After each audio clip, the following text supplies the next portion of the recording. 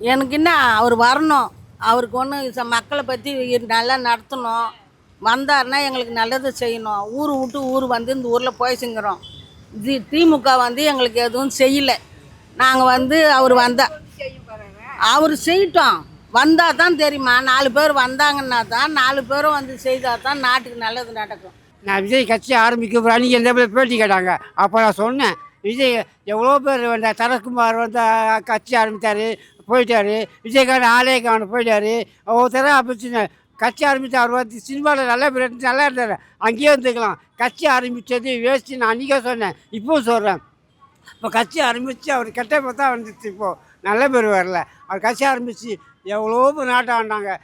காமராஜ்லேருந்து இப்போ ஸ்டாலின் வரைக்கும் ஆட்சி அமைத்தாங்க.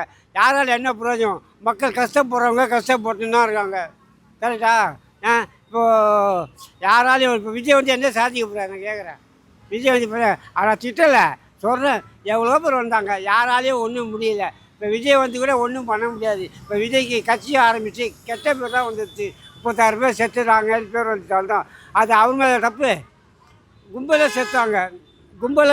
அவர் என்ன பண்ணார்? அவரை கொலை பண்ணார்? இல்லை.